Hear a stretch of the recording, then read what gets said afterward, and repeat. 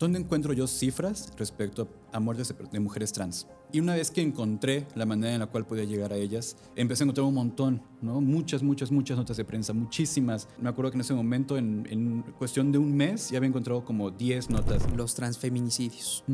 ¿Cómo llegas a esta conclusión y cómo llegas a esta obra? Estaba muy consternado porque estaba buscando respecto a lo que yo quería trabajar en ese momento. Era una pieza que hablara más bien de esta maquinaria patriarcal, de esta maquinaria misógina, de esta maquinaria LGBT-fóbica.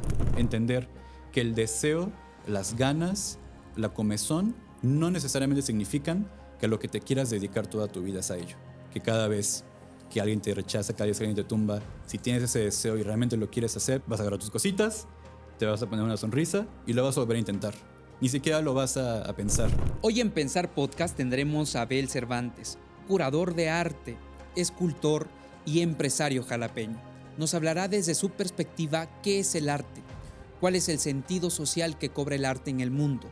También nos hablará del trabajo de la curaduría, la sensibilización de un tema muy personal como el suicidio y la soledad reflejada a través de sus obras.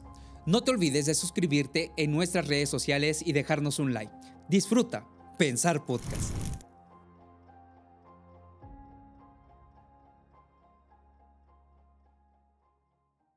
Abel Cervantes Jiménez, curador de arte, escultor, artista reconocido, también investigador, académico y hoy también empresario. Bienvenido a Pensar Podcast. Muchas gracias, Sergio, por la invitación. Es un gusto estar por acá. Muchas gracias también al equipo que hace todo esto posible, porque bueno, es una chambota andar aquí para poder estar sentado platicando contigo de frente. Involucra mucha gestión y muchísimas gracias también. Pues gracias de verdad por estar aquí. Teníamos muchas ganas de platicar contigo. Fíjate que Pensar Podcast es justamente un espacio para generar pensamientos propositivos y saludables a nuestra audiencia, desde testimonios de vida como los tuyos. Desde luego, reconocemos que hay grandes testimonios que tú nos puedes dar acerca de tu vida, de cómo has discurrido en la vida, que puede ser estridente, no estridente, iconoclasta, no iconoclasta, pero justamente, conforme a ello, Abel, ¿cuál ha sido el pensamiento más recurrente que has tenido en tu mente en estos últimos 3 meses de vida que llevamos para atrás? Creo que últimamente he pensado muchísimo en crecer. Es algo que he tenido como bastante allí en los últimos 3 meses en particular. Este año ha sido muy interesante. Yo también soy empresario, tengo una cafetería, es una galería café, y de repente ha sido como esta idea de a dónde más quiero llevar este proyecto. A dónde lo quiero mover, quiero abrir algo más, otra sucursal, quiero tener más exposiciones. No he estado como bajo este constante pensamiento de cómo puedo crecer, cómo puedo impactar más, cómo puedo trabajar más con agentes culturales en Jalapa, ¿no? En la región. Un poco eso es como lo que he tenido muy en mente este año, ¿no? De aquí a marzo. Porque al final de cuentas, por ejemplo, este café y esta galería, de la cual hablaremos más adelante, tiene como un sentido social bastante amplio, ¿no? Digamos que ataca ciertas figuras actuales, sociales, culturales y no tan solo estéticas. Sí, fíjate que yo estaba un poquito molesto cuando recién salí de la licenciatura. La abrí cuando todavía estaba en la licenciatura. Y estaba un poco molesto con los espacios, de repente, no por las gestiones, nada de ello, ¿no? Sino como que sentía que en Jalapa había pocos espacios independientes, ¿no? Como que piensas en Ciudad de México, piensas en Puebla, piensas en Monterrey, en Guadalajara, y piensas en un montón de espacios independientes que están por allí haciendo un montón de cosas y de ruido, y que son más rápidos, más veloces, más ágiles, que por esta cuestión de que la gestión es mucho más directa, tienes la posibilidad de desarrollar proyectos más rápido, claro, con un impacto mucho más claro. Como estas ideas que a lo mejor no tienen que pasar por un filtro que tiene que ver con planes de desarrollo de repente, con ciertos discursos que se están buscando, que vuelvo y reitero, no tienen nada de malo, ¿no? Claro, simplemente claro. Es un filtro muy distinto a que tengo esta idea que me está revoloteando en la cabeza y sabes que si te espero al siguiente año, esa idea se muere. Sí, ya no va a ser posible. Y en este discurrir de lo que tú nos estás hablando, vayamos, por ejemplo, al principio, Abel. ¿Cuál fue esa primera obra de arte que tú creaste? ¿Cuál fue? ¿Eres escultor? Pues mira, soy varias cosas. Ok, a ver. Soy muy hablador también. Se nota. No, pero fíjate que yo no crecí, en mi contexto no hubo particularmente un acercamiento al arte. Por el contexto de mis papás, de repente eso no estaba como muy inmiscuido en ellos. En su formación, pues no tenían la posibilidad de enseñarme que existían, ¿no? Entonces, pues yo crecí pensando que ya no había artistas, ¿no? Que los artistas eran una cosa pues del pasado, algo que se dio en algún momento. Yo no tenía la menor idea de que existía una facultad de artes hasta que entré yo a física, Ok. a una primera licenciatura. Sí, porque estudiaste primero física. Sí, ¿no? Y hasta que llegué allí descubrí que había una unidad de artes y que había gente formándose y hasta ahí empecé a conocer artistas en el mundo real, ¿no? Como que no solo en los libros o en las películas, en las series, ¿no? Sino que es un trabajo, es una formación, es una disciplina y se aprende, ¿no? Es un Claro, oficio. desde luego. Y eso creo que fue lo que más me impactó en aquel momento, ¿no? El saber que, claro, algo innato habrás de tener cierta sensibilidad, ¿no? O ganas de crear. Yo creo que es eso con lo que naces, con las ganas de crear. Oye, pero a ver, ¿cómo fue ese momento en el cual, porque tú estabas muy vinculado a estas cuestiones, entiendo, de las ciencias exactas, quizá matemáticas, física, y cómo decides, por ejemplo, lanzarte a la Facultad de Artes a estudiar y dejar física? ¿En qué semestre ibas cuando dejaste física? Estaba en quinto semestre cuando... Avanzadísimo. Sí. ¿Por qué? ¿Por qué lo dejaste? ¿Qué pasó? Fíjate que yo tenía muchas ganas de dedicarme a algo que involucrara investigación. Yo lo que quería dedicarme era a conocer, ¿no? A conocer personas, a conocer cosas, a aprender todo el tiempo, ¿no? Desde pequeño es lo que yo más recuerdo, ese deseo de saber más. Y entré a física justamente porque era una carrera de investigación 100%. Y dije, claro, aquí voy a entrar, voy a hacer un posgrado y voy a dedicarme a la investigación, ¿no? Cuando llegas a semestres ya más avanzados y empiezas como a platicar más con investigadores y sus rubros y todo el asunto, de repente me abrumé. Como que dije, todos los días me voy a parar a un pizarroncito a ver la misma ecuación de Schwarzschild una y otra vez, a ver si en esta ocasión el agujero negro se resuelve más rápido. Dije, no, man, yo tengo que tener contacto con el mundo. Ok, me voy ok. a morir si me quedo aquí. Ok. Entonces me sentí como muy desesperado. Como que sabía que quería algo por el estilo, pero tal vez no ese camino. En ese momento, mi hermana, que ha sido un pilar en mi vida grandísimo, me dice, ¿sabes qué? Tú estás trabajando. Como que, ¿por qué no te sales tantito tipo, y tómate un año? ¿Y qué quieres hacer? O sea, decide qué quieres hacer. Por primera vez en tu vida, tómate el tiempo. Y si es un año, si son dos, si son tres, no te dediques a algo que no quieres hacer, ¿no? Claro, desde luego. ¿No querías realmente? ¿Física? Ujú. Pues yo creo que la idea me gustaba más que la práctica. Bien. Ajá. Vas a la práctica entonces después de arte.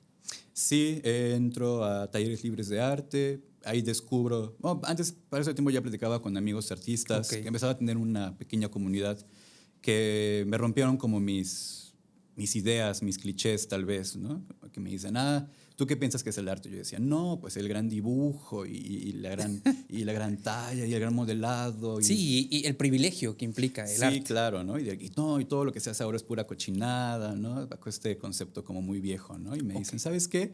Mira, toma un libro, lee. ¿Ya lo leíste? Ok. Mira este catálogo de artista. Ok. Mira, ve esa charla, escucha esto. Y así poco a poco, pues me fue introduciendo a un Al mundo arte. que me era completamente desconocido, ¿no? Y ahí me enamoro, ¿no? Como que ahí digo, claro, ¿no? Eso es a lo que me quiero dedicar. Desde el arte se puede investigar, puedes establecer preguntas, puedes establecer metodologías, ¿no? El arte, después del siglo XX, que tuvo un giro más bien ontológico, en preguntarse como el qué de las cosas, el qué del arte, tomó un giro más bien hacia lo epistemológico y hacia investigar, ¿no? Hacia ya no queremos esas grandes ideas, ya no buscamos grandes discursos, ahora buscamos tal vez de qué manera a través del arte podemos investigar, podemos conocer, cómo a través de proyectos, cómo a través de toda esa serie de situaciones tenemos la capacidad, el artista o el artista tiene la capacidad como agente de aprender, de generar. Y lo hiciste muy bien, recuerdo porque en alguna charla platicamos acerca de una de tus investigaciones, que era justamente, no recuerdo bien si era la tesis, tú me habrás de corregir, pero que hacías una investigación sobre el VIH con algún vínculo con la cuestión del arte. Platícanos acerca de eso, Abel. Sí, fíjate que en aquel momento estaba en proceso de titulación. Eventualmente terminé por promedio, porque sabes que es mucho más rápido. Ok. No, pero sí ese protocolo y sí como que trabajé al respecto. Y tenía estas preguntas, porque hubo una exposición en Ciudad de México en el MUAC sobre el VIH y el arte. Archivo Seropositivo se llama esta exposición. Pero este archivo es muy interesante, pero solo está centrado en Ciudad de México. Y una que otra manifestación pues, en ciudades grandes. Y mi pregunta fue, ok, si esto pasó en Ciudad de México, si todo esto se vivió, algo tuvo que haberse vivido en Veracruz. En Veracruz. Por supuesto, ¿no? No pudo haber pasado desapercibido. Para nada, porque fue un fenómeno social y un fenómeno político y un tema de salubridad grandísimo, ¿no? Claro, archivo seropositivo. Así se llamaba la exposición del MUAC. ¿Y qué pasó en Veracruz? ¿Qué conclusión pudiste llegar? Fíjate que en Veracruz fue muy interesante porque de hecho fue muy curioso, en el norte del estado, hacia Poza Rica, se generaron algunas redes de tránsito entre Los Ángeles y Veracruz para poder mover antirretrovirales a través de un colectivo cristiano, si no me recuerdo. Muy bien. Ajá, sí, se generaron un corredor allí muy inteligente Sí, para claro. poder mover antirretrovirales que no se puedan llegar en Veracruz, ¿no? Entonces, ese tránsito, ese movimiento también repercute a Jalapa, como también de repente activarlo, ¿no? Como que la escuela de artes estaba muy activa, Ajá. había obras de teatro, más que nada hubo teatro.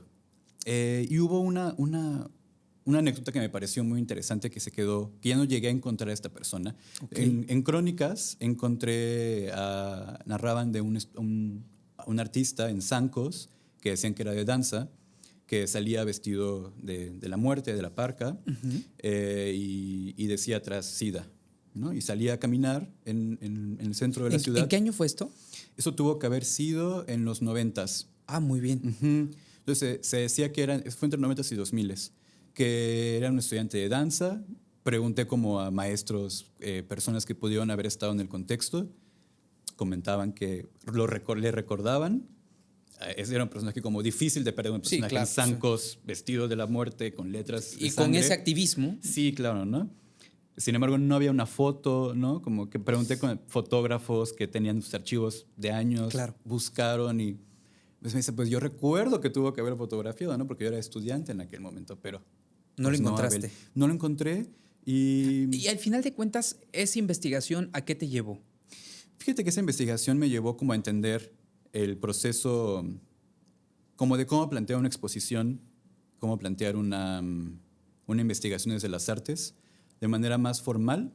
Fíjate que en aquel momento estaba trabajando como becario de investigación para la doctora Natalia Calderón en el Instituto de Artes Plásticas. Y con ella trabajamos en la publicación, la coordinación de un libro, trabajamos en la coordinación de un encuentro de las artes, en un seminario, ¿no? Como toda esa parte como muy formal de la investigación que tú conocerás perfectamente. Sí. Pero de repente tenía esta sensación como es que todo esto que trabajamos en papel, todo esto que estamos conociendo y que estamos preguntando y que estamos...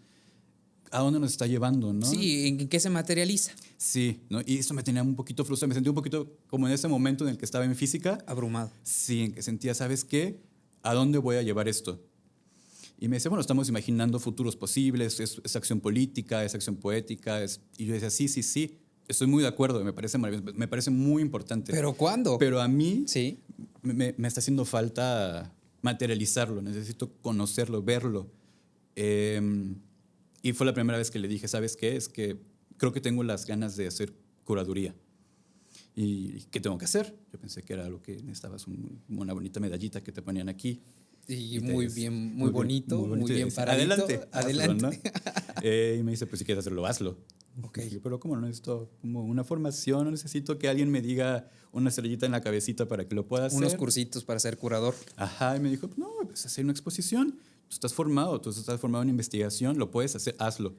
Entonces, esta investigación sobre el VIH surge con el objetivo de hacer una exposición. Al final esa exposición no termina porque el material de archivo era muy difícil. Claro. Casi todo era crónica, casi todo era nota de prensa. Había como muy poca obra. Y lo que había pues era teatro, que pues es difícil de mover al formato visual, galerístico, ¿no? Como que no terminó de cuajar por ese lado, pero sí me dio también esa gran certeza de que, bueno, no hay tema, hay muchos temas, todos son muy importantes, y también no terminar en una exposición no quiere decir que el tema no haya funcionado, ¿no? Abel, hay un concepto en el mundo contemporáneo que se llama artivismo, es decir, realizar activismo a través del arte. ¿Qué opinión te merece este tipo de protesta social a través del arte? ¿Te parece a ti que sirve verdaderamente de algo, que abona en algo este tipo de concepto como el artivismo? Yo creo que es muy importante porque a lo largo de la historia el arte siempre ha sido una suerte de entre reflejo del pensamiento comunitario y punto de escape, válvula de escape también. Y el artivismo tiene esta posibilidad de impactar en el imaginario colectivo, ¿no? Si cambiamos las ideas, si cambiamos los cursos de pensamiento, si tenemos la capacidad de llegar a nuevos públicos y hacerles sentir algo, ¿no? Porque creo que hay muchas vías de llegar, ¿no? El formato podcast es uno, ¿no? El formato acción política, a lo mejor más directa, trabajar con grupos comunitarios, es otra, ¿no?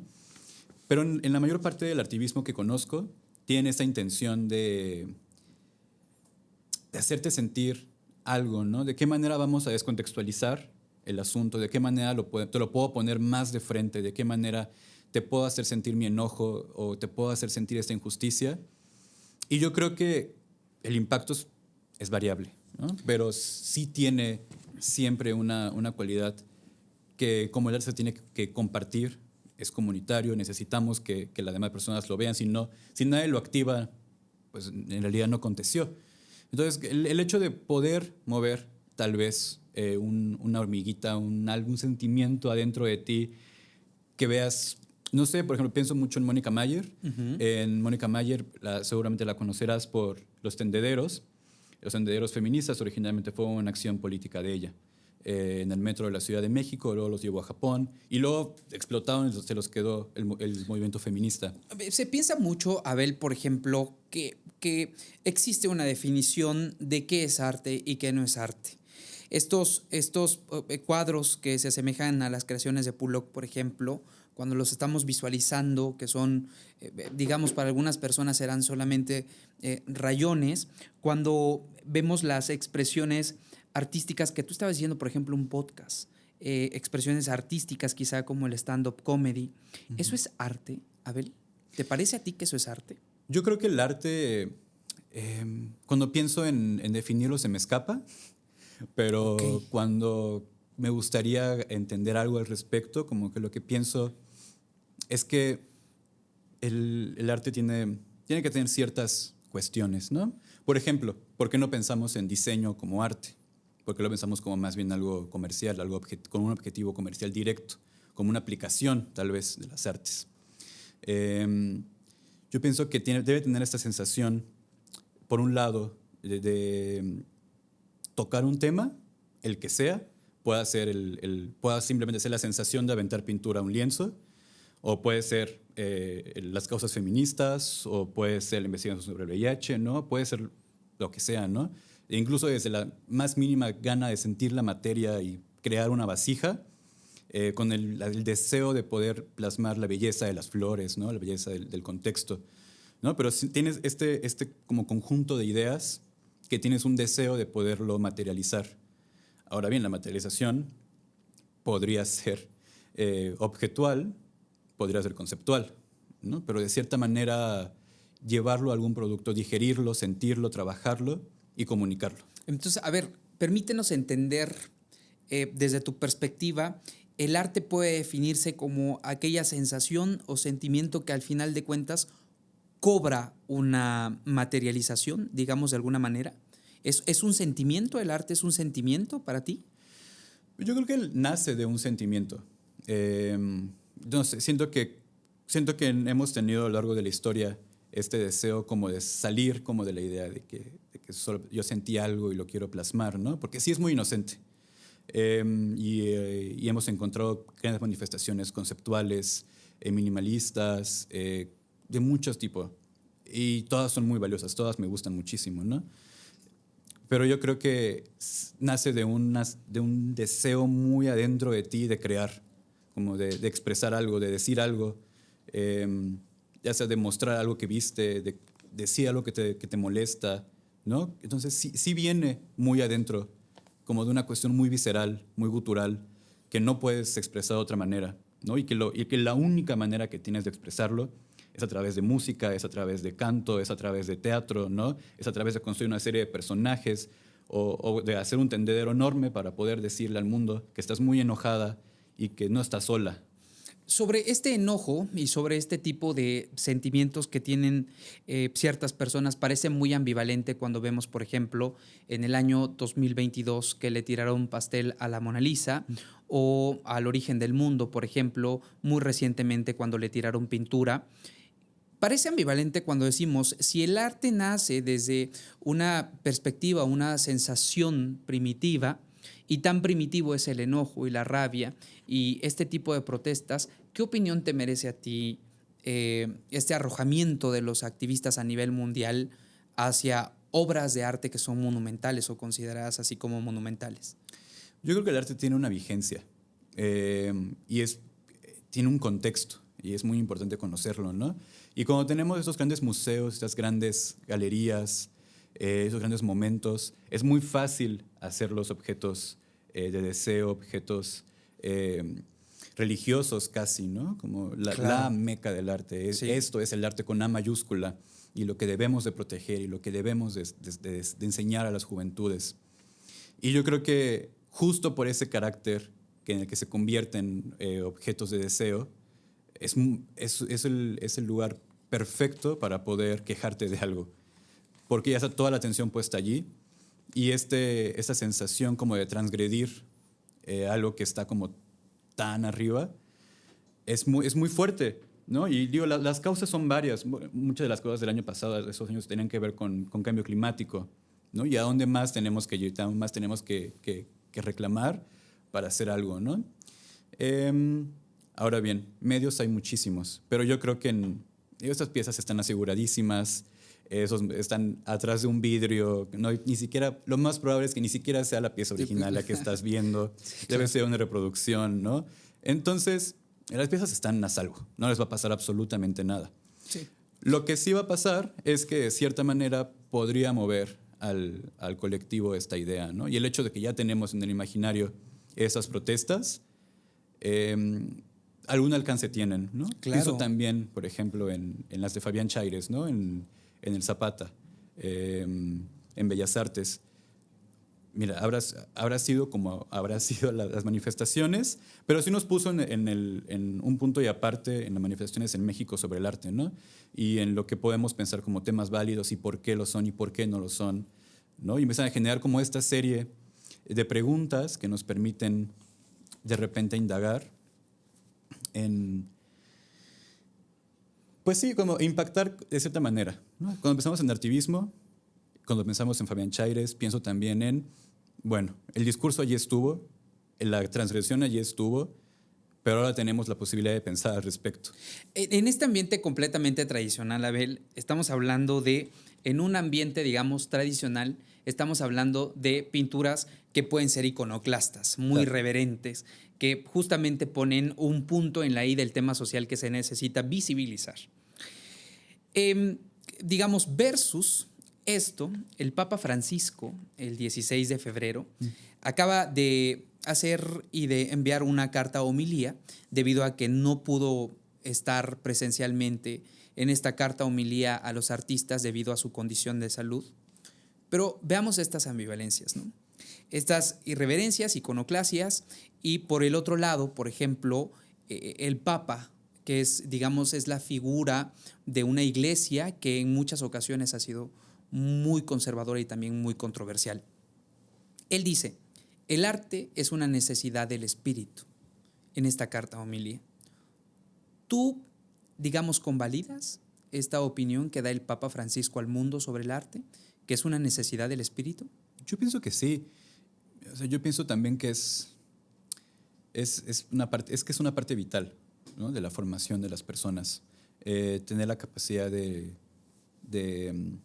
a lo mejor no necesariamente de crear, ¿no? Pero tener la cercanía de encontrar esta manifestación artística que te hace crecer en el espíritu, que te hace pensar cosas que no habías pensado, sentir cosas que no habías sentido, ¿no? Como yo creo que nadie se ha quedado inmune ante escuchar una gran sinfonía, ¿no? Yo creo que no importa que no sepas el contexto económico, político que devino en que ciertas sinfonías tengan más bien que sea un reclamo, ¿no? Pero hay algo allí que se siente como muy fuerte y que ni siquiera necesitas entenderlo, ¿no? Es esta como fuerza, esto que suma a tu persona, ¿no? Sí, te entiendo perfectamente. Y quería discurrir sobre eso. ¿Por qué sentimos el arte como la sentimos, Abel? Y doy un poco de contexto. Por ejemplo, me ha tocado el otro día, fui a un concierto, creo que tocaban a Tchaikovsky en manos de un pianista muy famoso que se llama Selim Mazari. Y me conmovió mucho, me movió mucho esa pieza de piano. Y al grado de que estaba yo llorando como si hubiera vivido un momento muy triste. ¿Por qué sentimos el arte de esa manera, Abel? ¿Qué pasa en nuestro interior? Fíjate que me gustaría narrar una anécdota de una de mis artistas favoritas que se llama Agnes Martin. Agnes Martin fue una artista minimalista, de las últimas. Ella se llama la última expresionista abstracta. La historia la catalogó como minimalista. Si tú ves sus pinturas, son muy sencillas en solución, ¿no? Son cuadrangulares, son líneas muy delgaditas, muy tenues, pinceladas color pastel muy delgadas en líneas, geométricas, abstractas. Son muy, muy, muy sensibles y tienen una capacidad de hacerte sentir, pero brutal, ¿no? Pero hay una anécdota muy bonita respecto a ella, en la cual hablaba con su sobrina y le decía, sobrina mía, esta rosa es bonita, y saca una rosa. Y sí, es muy bonita. Y luego la esconde. Y le dice, esa rosa es muy bonita. Y dice, claro, es muy bonita, tía. Y dice, pues ya ves, la belleza no está en la rosa, la belleza está aquí, está en tu cabeza, ¿no? Entonces, en esta sensación de que naturalmente conocemos y sentimos, tenemos cierto deseo y anhelo de entender y de una manera muy básica entendemos lo bello, entendemos lo sublime y entendemos lo molesto y lo aguerrido y entendemos todo esto porque lo hemos vivido. El arte tiene esta capacidad de trasladar esas emociones, ¿no? de activarlas, porque están creadas desde ese momento. Yo creo que eso también es como la capacidad de la obra de arte de tener comunicación. La obra de arte tiene mucho tiempo que se ha pensado que no está en el genio creador, no está en una iluminación absoluta que viene de un dios o de una figura celestial que a través de tus manos obra y saca, ¿no? Sino que la obra de arte está en el observador. Y tú puedes tener todo el derecho de decir que tal pieza de arte te parece ridícula y no te gusta, porque no es hecha para ti. Y ya está. Pero a lo mejor alguna otra, a lo mejor Tchaikovsky te movió y te llevó a las lágrimas y ya está, ¿no? Es eso. Es la capacidad que tengas tú como observador de entender, de dialogar, de sentir.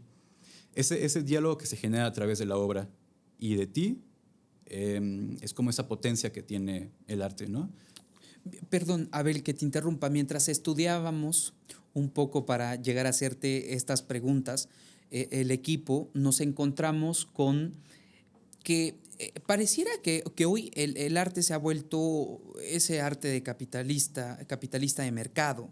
¿A ti te parece que ha sucedido eso? ¿Que el arte se ha vuelto esta parte de ser una vendimia, de ser creada para muchas personas y que se vuelva así dentro de un sistema capitalista de mercado? ¿Te parece eso, Abel? Pues bueno, el arte siempre ha sido una mercancía de muchas maneras, ¿no? Vamos, si pensamos en el Renacimiento, pensamos en que los artistas intercambiaban su trabajo a través de ciertos apoyos, ¿no? Económicos o de privilegios o de acceso a lugares, ¿no? Desde que estamos inmersos en una dinámica del capital, hay un intercambio, ¿no? Y eso es algo que se habla en cualquier, ¿no? Que cualquier trabajo involucra tu fuerza vital, involucra tu cuerpo, y sea que te dediques. Y el arte no está exento, el arte es pues, algo que hay que comer y que vivir. Los materiales no se compran solos, la renta no se paga sola, ¿no? En ese sentido, yo creo que ha habido cierta profesionalización respecto a las artes, ciertas estrategias de mercado, ha habido entender de ciertas maneras cómo moverlo, cómo hacer que llegue a más públicos, porque finalmente lo que quieres y lo que te gustaría como artista es poder vivir de tu obra. Oye, Abel, y para ir pasando a otro bloque, porque vamos a hablar también de tu vida personal como empresario, Okay. Quisiéramos hacerte algunas preguntas, por ejemplo, muy leves, acerca de qué come un curador de arte, ¿no? ¿Cómo? ¿De qué come un curador de arte? ¿No? También esa es una gran pregunta. ¿Se vive del arte, Abel? ¿Qué hace un curador para comer? Creo que se vive del arte, ¿no? Como que aquí Jalapa es un caso de éxito. Hay un montón de ceramistas que Jalapa es una ciudad con un montón de ceramistas, de grabadores que viven de ello. Puedo nombrar a mi tocayo Abel Zavala, que tiene piezas en la casa del Checo Pérez, en la tienda de Tiffany's en Cancún, ¿no? Como que, y son ejemplos locales. Sí, de algo que es muy grande y que se va reproduciendo y que sí se puede vivir de ello, ¿no? Sí, por supuesto. ¿No? Existe la manera. Conozco a varios artistas, ¿no? Yo creo que si empezamos a indagar y empezamos a sacar un montón de nombres, ¿no? Porque afortunadamente sí existe un mercado que tiene deseos De adquirir. ¿no? Y también existe la capacidad de un montón de artistas también que se dedican a dar cursos, a dar talleres, ¿no? Y de esa manera solventar su práctica. Artistas que a lo mejor lo ven más a través de los estímulos públicos y privados, que un FONCA, que un PECDA, ¿no? Que un PAC, ¿no? Que una serie. Hay manera de vivir del arte, digamos. Antes decían, te vas a morir de hambre si tú incursionas al arte. Porque nos escuchan muchas personas jóvenes que a veces quizá tengan miedo de incursionar al arte porque su papá, su mamá, su familia les dice, ¿sabes qué? Pues no estudies eso porque te vas a morir de hambre. Queda claro en tu voz que no es así. Que a lo mejor sea un trabajo difícil, como todos, claro, pero que no te mueres de hambre. Por supuesto. En alguna ocasión me contabas, en alguna charla que tuvimos, yo te preguntaba qué era el trabajo de un curador, qué hacía un curador, y tú me hacías una muy bonita metáfora acerca de qué realiza un curador. Te lo pregunto hoy aquí en Pensar Podcast, ¿cuál es el trabajo de un curador de arte, Abel? Fíjate, la curaduría ha pasado por muchas etapas a lo largo de la historia. Como la entendemos actualmente, es un concepto más bien del siglo pasado para acá, ¿no? Mediados del siglo pasado para acá. Tiene que ver con la interpretación, tiene que ver con el acompañamiento, tiene que ver con el cuidado. Cuando los artistas cambian el modo de trabajar, cuando las galerías empiezan a crecer y empiezan a haber más galerías y más espacios y más museos públicos y privados, de repente surge la pregunta de, ok, ¿por qué solamente estamos planteando exposiciones como muestras de arte, ¿no? En la que llenamos las paredes de piso a techo de un montón de pinturas y un montón de esculturas, ¿no? Y dejamos el espacio atascadísimo, ¿no? Y porque el único objetivo era mostrarte al mundo de cierta manera, que si ya estabas en esa pared, ya lo lograste.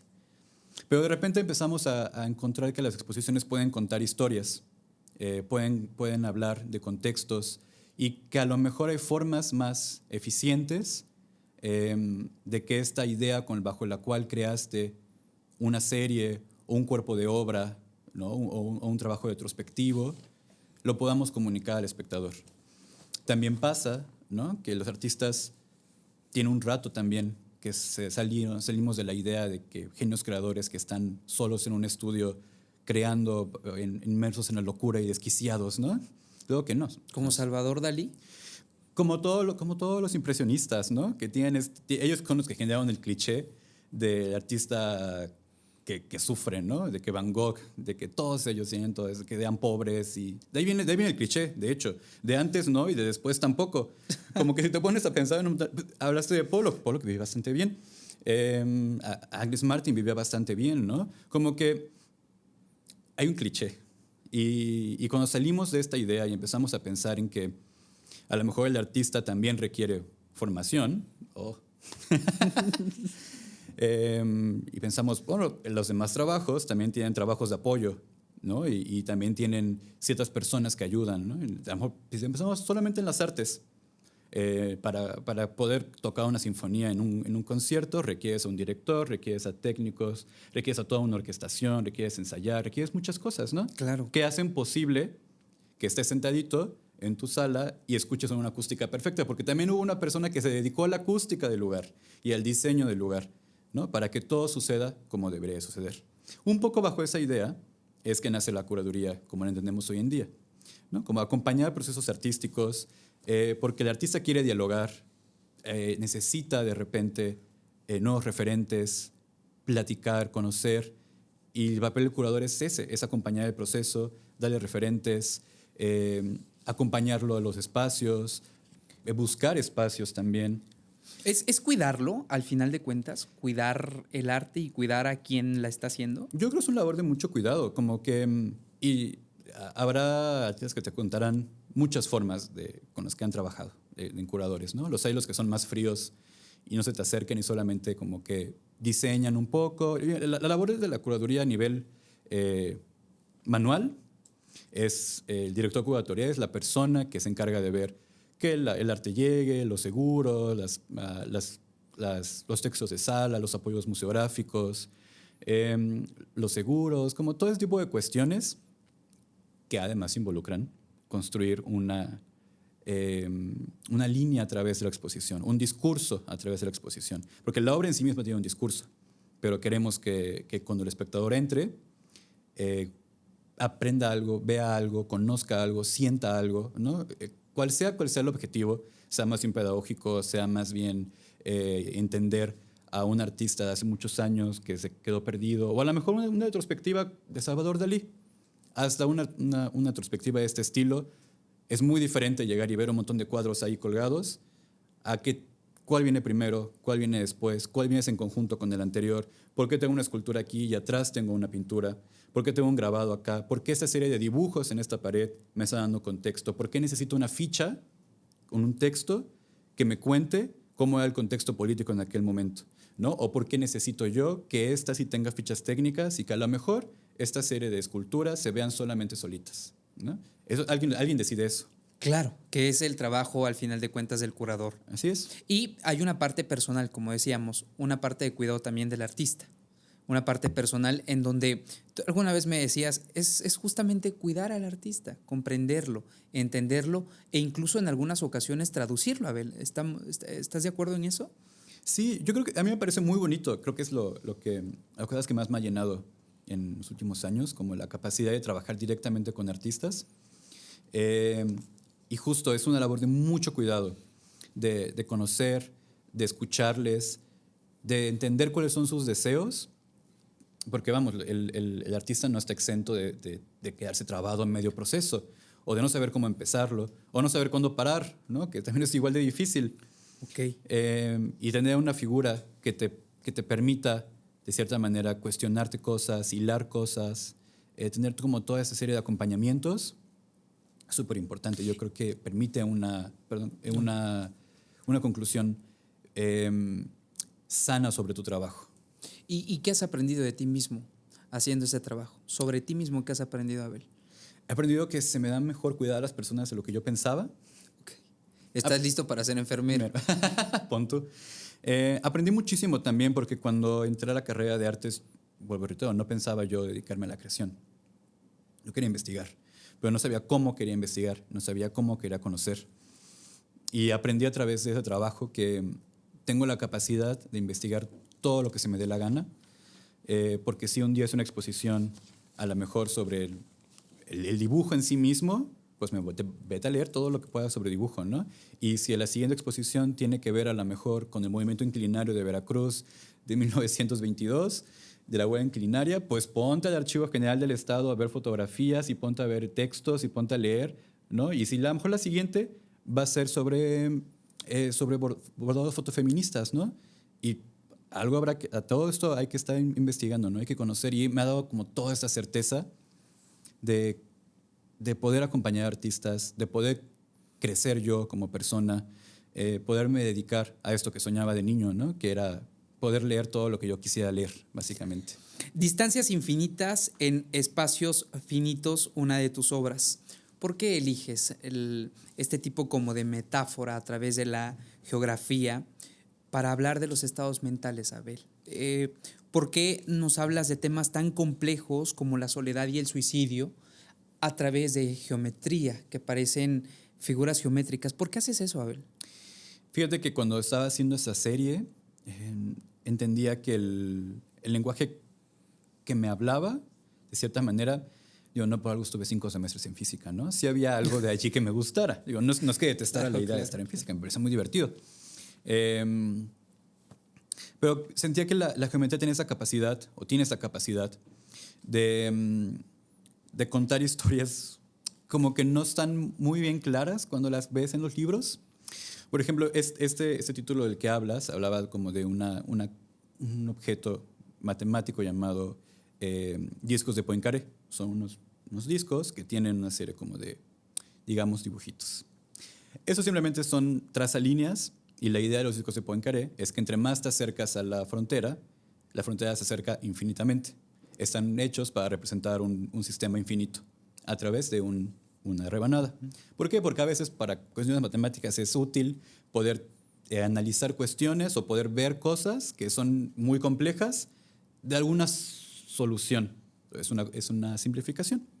Pero me pareció muy interesante, ¿no? Estaba yo leyendo un libro de topología y decía, el disco de Poincaré está pensado para representar distancias, fronteras infinitamente lejanas en fronteras finitas. Y, ay, qué interesante, ¿no? Como que no están entendiendo la poética de lo que están planteando. Sí, claro. Y cuando yo pensaba en ese momento, estaba pasando por un momento complicado de salud mental, y cuando tenía pensamientos tal vez no buenos, se sentía un poco así, ¿no? Se sentía un poco como que las fronteras se estaban alejando de mí, ¿no? Que las distancias se estaban alejando de mí. Que dar un paso se sentía como dar 10, ¿no? Como que de repente era difícil. Y cuando leo este bonito descripción, dije, claro, es que algo así será, ¿no? Algo así se sentirá. Si tuviera que poder representar de alguna manera, tendría que ser a través de la geometría. Y es por eso que lo hago de esa manera, que lo hice de esa manera. Fíjate qué profundo, porque incluso gracias a ti he comprendido en algunas exposiciones cómo es que cada pedazo de madera, cada pedazo de metal, cada pintura tiene un trasfondo bastante importante que al final de cuentas a veces no se entiende, ¿no? A lo mejor quien no sabe el contexto de esta figura que tú hiciste, que tú creaste, no se llega a sensibilizar. Pero al final de cuentas, el arte tiene ese tipo de pretensiones, como tú los llamaste. ¿Y qué tan importante es que el arte visibilice este tipo de temas a través de temas como la salud mental? ¿Qué tan importante es eso? Que el arte pretenda visibilizar temas como la soledad, como el suicidio, como la muerte, como la depresión, como la ansiedad. ¿Qué tan importante crees que sea eso, Abel? Pues mira, yo creo que es un tema que ha estado siempre presente en las artes. Tal vez lo que ha pasado es que últimamente ha habido más diálogo al respecto en otras escalas de la vida, ¿no? Ha cambiado muchísimo el imaginario colectivo desde de 20 años para acá. La idea de poderle llamar ansiedad, poderle llamar depresión, poderle llamar trastorno del espectro autista, ¿no? Ponerle nombres y ponerlos más visibilizados ha permitido de repente que el arte también encontremos en el arte un tema este tema como de cierta repetición, ¿no? Yo creo que es importante porque tiene la capacidad de mostrar contextos, de mostrar vivencias. Creo que justo como hay una necesidad de mostrar o de expresar algo, pues determinadamente va a llegar a la posibilidad de hablar de salud mental. Abel, perdón, Mapas Circulares, que habla acerca de los transfeminicidios. ¿Cómo llegas a esta conclusión y cómo llegas a esta obra? Me acuerdo que estaba muy consternado porque estaba buscando respecto a dónde encuentro yo cifras respecto a muertes de mujeres trans en Veracruz, ¿no? Como que había visto a unos indicadores en Ciudad de México, que es donde más lo había encontrado, y hice las estadísticas de que las mujeres trans no viven más de 30 años, o de que 7 de cada 10, ¿no? Y todo este tipo de situaciones. Pero dije, yo no encuentro esas estadísticas en Veracruz, en mi contexto. Y me acuerdo que me metí directo a la hemeroteca y busqué transfeminicidio, por supuesto que no apareció. Me busqué a buscar en internet transfeminicidio y tampoco apareció, ¿no? Entonces dije, no, pero sí debe de, sí, o sea, sabemos que pasan, es una tragedia, lo estamos viviendo todos los días. ¿Por qué no tenemos un archivo de ello? ¿No? Pienso que el archivo tiene la capacidad de darle cimentación a las ideas, a la historia, ¿no? Es el lugar tangible bajo el cual podemos consolidar algo. Y de repente, pues dije, claro, debe tener una connotación negativa la manera en la cual aparecen en prensa, en la cual aparecen en reportes. Y desafortunadamente así es, ¿no? O sea, para poder llegar a encontrar notas de transfeminicidios hay que buscarlos de maneras muy incorrectas y no me gustaría repetirlas. Y una vez que encontré la manera en la cual podía llegar a ellas, empecé a encontrar un montón, ¿no? Muchas notas de prensa, muchísimas, ¿no? Me acuerdo que en ese momento, en cuestión de un mes, ya había encontrado como 10 notas y estábamos como a 20 y tantos de marzo, punto. Y empiezas a indagar para atrás, empiezas a ir para atrás y hay más, y hay más, y hay más. Y de repente me abrumó muchísimo la idea, ¿no? de ahora qué hago con este archivo, qué hago con ello. Lo que terminé haciendo fue catalogándolo, armándolo, lo dejé allí, o sea, lo dejé como un recurso, la posibilidad de que existe ya una colección de notas de prensa bajo la cual se puede trabajar. Y yo lo que yo hice al respecto, lo que yo quería trabajar en ese momento era una pieza que hablara más bien de esta maquinaria patriarcal, de esta maquinaria misógina, de esta maquinaria LGBT-fóbica, ¿no? En la que estamos inmersos, en la que nos está triturando, nos está agarrando, somos sus cuerpos.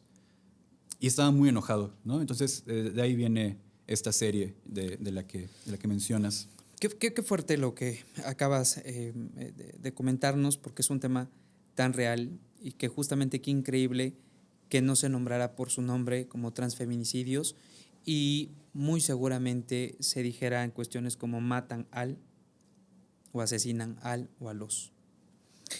Hablemos de Cubo 3. Eres un joven también empresario, aparte de ser curador de arte, tienes una extensa investigación, extensas obras. ¿Por qué se llama Cubo 3? Ese café, galería de arte que está ahí en el centro. ¿Nos puedes decir la calle, por favor? Sí, claro, es en Altamirano, esquina Sueta. Altamirano, esquina Sueta, encontramos una galería, café de arte. Bueno, una galería de arte café. ¿Pero por qué se llama Cubo 3? Mira, hay dos historias al respecto. Te voy a contar la personal, que es la que nunca cuento. Ok. El resumen ejecutivo, básicamente, es que estábamos pensando en cómo llamarle a una cafetería. Esa cafetería la puse con mi hermana. Y en esta idea pensábamos en cómo se llaman las cafeterías. Y tienen como nombres muy accesibles y como muy cálidos. ¿Y cómo se llaman las galerías? Pues las galerías se llaman como Hilario Galguera, como Gochicoa, tienen los apellidos de las personas, ¿no? Y como que esas dos no encajaban. Y un día me preguntó mi hermana, oye, ¿y cómo se llaman las piezas de arte que te gustan? Y le dije, pues mira, fíjate que el arte que a mí más me ha gustado siempre ha sido el minimalista, porque habla del espacio en el cual está inmerso. Hay una pieza que es un cubo, o una esfera, o un plano, o una serie de dulces, ¿no? Pero de lo que hablan normalmente no tienen nombres, ¿no? Como que hablan de cómo se siente el espacio galerístico o museográfico cuando está en relación un objeto allí, ¿no? Y me dice, ¿cómo se llama? Le digo, pues se llamaba como Esfera 1, Máquina 3, algo así, ¿no? Y me dice, ¿y pues cubo? Y le dije, bueno, pues cubo. Pero luego, bueno, ¿por qué cubo 3? ¿No? Porque por si cubo 1, como hay muchos números. Y esa ya es la parte personal en realidad. Cuando me cambio de física a artes, mi primer apellido, que es Jiménez, lo dejo de utilizar. Empiezo a utilizar Abel Cervantes nada más. Como que siempre me gustó más cómo sonaba. Siempre me parecía incómodo invisibilizar el apellido de mi madre. Y me gusta y me siento muy orgulloso de la herencia por parte de ella, ¿no? Y que si yo puedo cambiar mi nombre, porque ahora voy a tener un nombre artístico, pues me voy a poner el que yo quiera. Me voy a poner Abel Cervantes.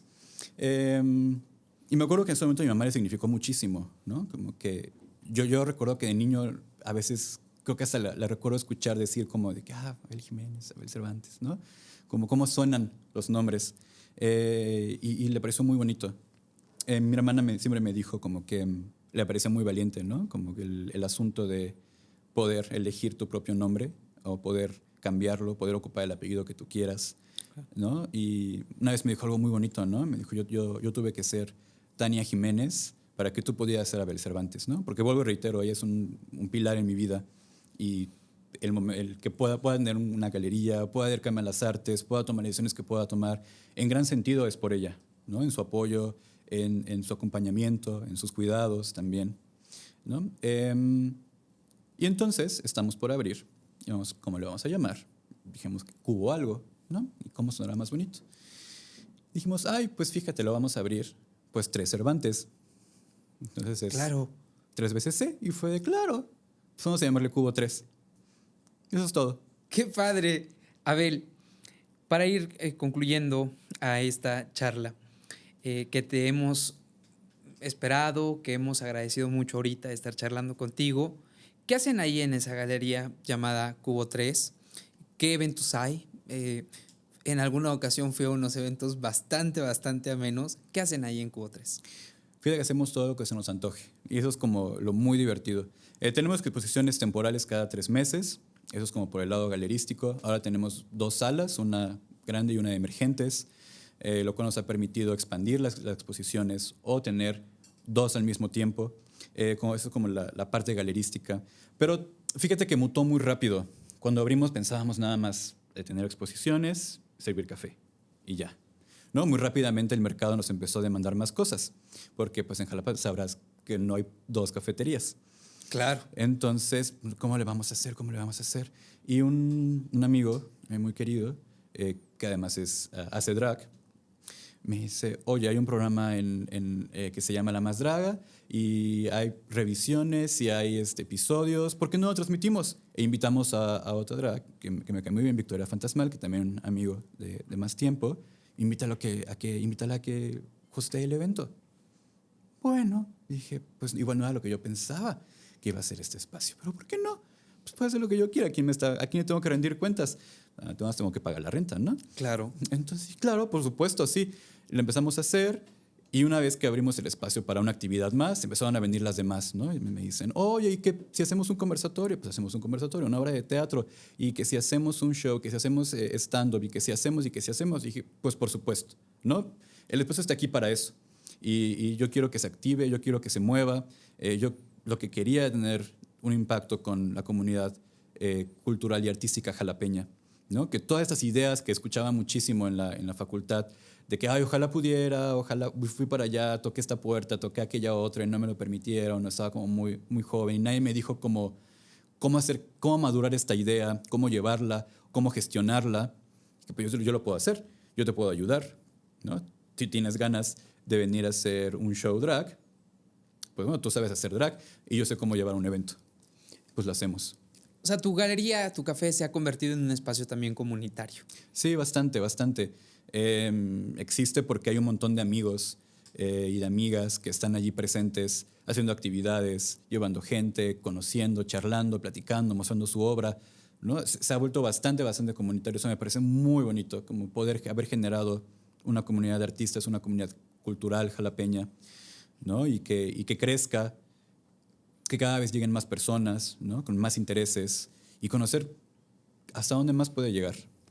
¿Qué le dirías, Abel, para cerrar esta hermosa charla contigo, a todas las personas jóvenes, personas de edad avanzada, que tienen la intención de dedicarse a alguna expresión artística y por miedo a hacer el ridículo, como entrecomilladamente han consignado de manera violenta algunas personas, no se atreven a hacerlo?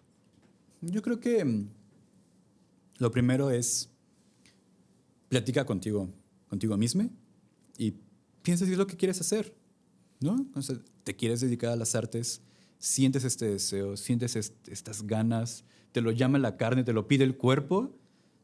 Si la respuesta es sí, y lo más probable es que si ya te lo preguntas es porque la respuesta ya era sí, échale un chingo de ganas, ¿no? Hay que trabajar, es un trabajo como cualquier otro.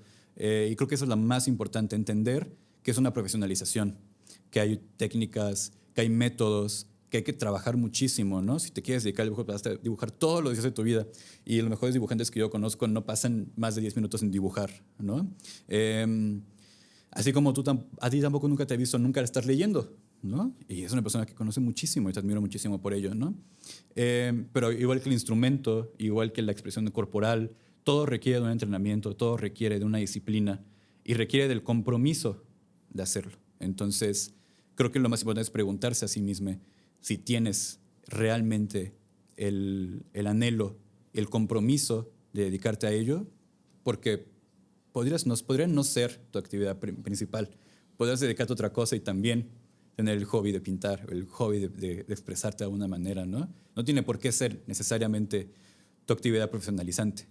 Y creo que eso también es muy importante, entender que el deseo, las ganas, la comezón, no necesariamente significan que a lo que te quieras dedicar toda tu vida es a ello. Y diferenciarlo te da la posibilidad de aventarte al escenario, de aventarte una exposición, de mostrar tu quehacer y apechugar, ¿no? Y aguantar, porque a lo mejor la primera vez no le gusta a las personas. A lo mejor y sí, maravilloso, ¿no? O a lo mejor la primera vez que llegues a la facultad de teatro y te van a audicionar, pues no le va a encantar a los maestros, ¿no? Y te van a rechazar. Y es algo con lo que en cualquier lado, en cualquier rubro, hay que vivir, hay que aprender a vivir. Y creo que lo más importante siempre es que cada vez que alguien te rechaza, cada vez que alguien te tumba, si tienes ese deseo y realmente lo quieres hacer, pues te vas a parar, ni siquiera lo vas a pensar. Vas a agarrar tus cositas, te vas a poner una sonrisa y lo vas a volver a intentar, ¿no? Y algún día va a salir. Y yo creo que eso es lo más bonito, que mientras no te rindas, eventualmente las cosas se van a dar. Abel Cervantes, muchas gracias por estar aquí en Pensar Podcast. Muchas gracias por la invitación, ha sido todo un gusto.